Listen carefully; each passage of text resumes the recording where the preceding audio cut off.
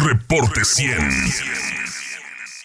Sí ponemos el audio de Hugo López-Gatell para hacer la conversación con el doctor Monteverde. Vamos a platicar con el doctor Alberto Monteverde Maldonado, es alergólogo e inmunólogo. A ver si lo dije bien, doctor. No me equivoqué, ¿verdad, doctor? No, es inmunólogo. Inmunólogo es lo correcto, ¿eh? Sí, la especialidad es alergia e inmunología clínica. Así que pues prácticamente todos los alergólogos somos inmunólogos y todos los inmunólogos son también alergólogos. Muy bien. ¿Le parece si escuchamos al doctor Hugo López-Gatell, por favor, sobre lo que dijo de Hermosillo ayer? Claro. En el caso de Hermosillo, se estima que el momento acme, pico, cresta de la curva epidémica ocurrirá al final de mayo, cerca del 4 de junio. Todavía les falta un trecho largo de la epidemia, posiblemente la epidemia se propagaría hasta la primera semana de agosto. Y lo que vemos en los indicadores de transmisión, específicamente el número básico de reproducción y el número ajustado de reproducción por tiempo, es que tienen una importante eficiencia de transmisión y esto solo se puede explicar porque hay demasiada movilidad en el espacio público. La gobernadora Claudia Pavlovich, con quien hablamos esta mañana, junto con otros miembros de la Convención Nacional de Gobernadores, la CONAGO, que tuvo a bien organizar una reunión con las autoridades federales de salud y de otros ramos, justo expresaba esto, la gobernadora Pavlovich, y reconozco que lo dijo con vehemencia, con énfasis, dijo, cuando ustedes en la Ciudad de México hablan de que vamos a la nueva movilidad, en Sonora se percibe como que aquí estamos en la nueva normalidad. Entonces, mi reconocimiento a la gobernadora, que se lo toma muy en serio y que fue enfática en pedirnos precisamente, coincide exactamente con lo que usted me está diciendo, hacemos el llamado al estado de Sonora, lo hacemos para todo el país, pero en este caso también para Sonora, todavía les falta un buen trecho de la curva epidémica, todavía tienen una muy importante transmisión y depende de las y los sonorenses que se reduzca esa transmisión, que se eviten contagios, que se eviten casos y desde luego que se prevengan muertes, que serían extraordinariamente lamentables si no se logra esa reducción. Muchas gracias. El doctor Alberto Monteverde, ¿significa que el lunes no vamos a volver a actividades cotidianas ya? Pues porque muchas personas han interpretado que la finalización de la jornada de sana distancia es igual a que todo el mundo regrese a la vida cotidiana. Sí, de hecho yo creo que hay como quizá una mala interpretación de la información por parte del público y yo creo que ahí es donde se ha fallado por parte de nosotros, de las autoridades, en hacer llegar el mensaje muy correcto. Mira, el virus no se va a ir ya nunca, el virus llegó para quedarse, al igual que todas las infecciones que han aparecido durante la historia de la humanidad. De hecho, solamente hemos logrado erradicar una, que es la viruela. Por lo tanto, el virus siempre va a estar ahí y va a seguirnos dando casos durante todo el tiempo que esté ahí, es decir, brotes cada cierto tiempo. Como bien dice el doctor Gatell, y estoy de acuerdo totalmente con él, pues todavía no llegamos al momento en que empiecen a descender el número de casos. No hubo pico porque aplanamos la curva, pero seguimos en una meseta muy alta con contagios diarios, número de contagios diarios muy altos, que él explica claramente debido en gran parte a la movilidad. Y no tanto a la pura movilidad, porque moverse de un lugar a otro, pues eso no implica el contagio. El contagio implica el contacto de las personas unas con otras. Es decir, si yo me subo a mi carro y voy solo, y luego viajo a una casa, a lo mejor, donde también está sola, pues el viajar de un lugar a otro yo solo, eso no implica que me contagie. Pero si yo tengo contacto con algunas personas, ahí es donde viene el problema. Y sobre todo, un contacto sin protección, sin uso de cubrebocas, sin guardar la sana distancia, sin el lavado de manos constante. Eso es lo que está provocando que haya una persistencia en un gran número de casos de contagios en Sonora. Es decir, alcanzamos la meseta, pero seguimos en la meseta, no hemos logrado bajar cuando empieza ya el descenso de la curva, que como bien dice el doctor Gatell, eso probablemente se dé ya para la otra semana. El empezar a bajar la curva no quiere decir que podemos dejar ni la sana distancia, ni el uso de cubrebocas, ni el lavado de manos, y de hecho, y eso que creo que es algo que no se ha hecho énfasis, sin dejar de quedarnos en casa. Evidentemente, se requiere una reactivación económica, es decir, mucha gente no se puede quedar en casa sin hacer nada porque pues depende de su trabajo para poder subsistir. La idea es que evidentemente este tipo de situaciones esenciales como ir a trabajar pues se lleven a cabo con todas las medidas necesarias de higiene, de mantenimiento de la distancia, el lavado de manos, pero que no sea una situación en la que vamos a empezar a hacer reuniones, carnes asadas, juntadas, una serie de cosas no esenciales, en donde para empezar ni se guarde la distancia, ni se usa el cubrebocas, y entonces eso lo único que provoca son contagios. De hecho, en España, que ya ellos levantaron, ya están prácticamente en una disminución franca de su curva, empezó a haber reuniones y empezó evidentemente a haber brotes epidémicos otra vez. Si nosotros hacemos reuniones con más de 10 personas, el riesgo de que una de ellas sea portadora asintomático, ahorita en Sonora, es muy alto.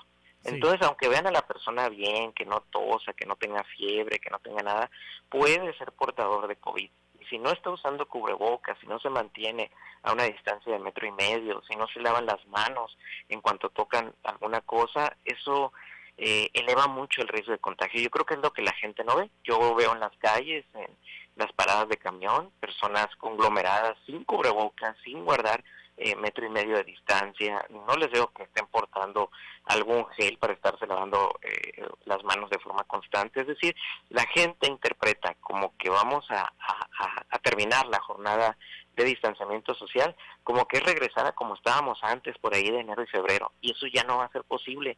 Ya nunca vamos a regresar a como estábamos antes, a menos que tengamos una vacuna, y que esa vacuna haya sido aplicada prácticamente en el 70% de la población mundial. Estamos hablando de 5, 6 años adelante, no es una cosa en la que ya, bueno, como nos quedamos en nuestra casa, hicimos nuestro esfuerzo, vamos a tener de premio volver a como estábamos antes. No, eso ya no va a pasar. Es necesario que caiga en la cabeza. Yo me encuentro inclusive con pacientes que no les cae el chip, que se rehúsan a usar el cubrebocas, que no le encuentran ningún caso a seguir en casa, y eso es lo que ha provocado pues que sigamos en la meseta, que no haya una disminución de casos. Muy probablemente, como dice el doctor Gatell, si hacemos estas situaciones de quedarnos en casa, no salir más que lo esencial, ponernos el cubrebocas, mantener la distancia, pues esto va a ir disminuyendo muy seguramente para las próximas semanas, los próximos 15 días, y efectivamente el punto más bajo de la curva lo vamos a tener en agosto. Sin embargo, no se puede esperar la reactivación económica hasta agosto. Se tiene que empezar a hacer una reactivación escalonada, como se ha venido dando, pero lo más importante, con protocolos, es decir, con protocolos en la industria, con protocolos en el comercio, con protocolos en la escuela, para mantener esa situación de 1.5 metros de distancia, uso de cubrebocas obligatorio y el lavado de manos. Entonces, es necesario que sí caiga el 20 en todos nosotros, para que no estemos esperando que vamos a volver a como estábamos antes, porque eso pues no va a pasar. Sí, ayer escuchábamos este posicionamiento de los gimnasios, doctor Alberto Monteverde, que están solicitando abrir, pero pues no sé, es mi percepción, igual estoy equivocado. Creo que es el lugar menos indicado para ahorita abrir un gimnasio. Es un lugar muy vulnerable para los contagios, doctor. Así es, son lugares cerrados habitualmente, con poca ventilación, donde las personas respiran, pues haciendo un esfuerzo de entrar y sacar el aire. Entonces eso evidentemente aumenta la cantidad de billones que se pueden estar liberando en caso de que una persona tuviera el virus. Si metieran 10 personas en un gimnasio y ninguna tuviera el virus, pues no va a pasar nada. La situación es que no se sabe. ¿Por qué? Porque, número uno, no estamos haciendo pruebas suficientes. Entonces, es de ahí la importancia de tener a la mano, por parte de lo que es la iniciativa privada y por parte de lo que es el gobierno, pruebas en gran cantidad para precisamente poder empezar a regresar las personas a los trabajos, o inclusive solicitar estas pruebas antes de que una persona entre a algún lugar de este tipo. Sí, el gimnasio va a tener su riesgo, pero va a tener su riesgo muchas cosas. La escuela también va a tener su riesgo. Entonces deben de ser riesgos calculados. Los bares, los restaurantes. Protocolos, claro. Debemos de establecer protocolos en los cuales un número limitado de personas por hora, el estar limpiando constantemente y desinfectando los aparatos, el uso obligatorio de cubrebocas, pues todo eso va a disminuir el riesgo. Sin embargo, el riesgo siempre va a existir. Es lo que también hay que entender. Nunca vamos a lograr tener un 0% riesgo, no. Siempre, mientras hay interacción entre humanos, va a existir una probabilidad de riesgo ahí, y como muchas otras enfermedades. Entonces, lo ideal es tratar de disminuir el riesgo a lo mínimo, y evidentemente actividades que no sean 100% esenciales, pues tratar de evitarlas por el momento. Sí, no hay medicamento, entonces ahorita un medicamento para tratar esta enfermedad, ¿verdad? En la actualidad existen más de 10 medicamentos antivirales, más de 5 antibióticos, más de 3 antiparasitarios y muchos otros medicamentos que se han estado utilizando para tratar la enfermedad del COVID. Algunos con buenos resultados, otros en los que los resultados no han sido al 100% lo esperado. ¿Por qué tenemos esos resultados? Porque todavía no tenemos estudios en gran escala. ¿Por qué? Porque apenas va empezando la enfermedad. Son medicamentos que funcionan porque hay una base farmacológica y patogénica que explica cómo funcionan, sí. De hecho, la gran mayoría de ellos funciona bastante bien si se da en la fase 1. Pero muchos de ellos utilizados en fase 2A, 2B de pacientes con COVID no funcionan muy bien porque ya no es la viremia en ese problema, en ese momento, sino la inflamación tan severa que produce el virus.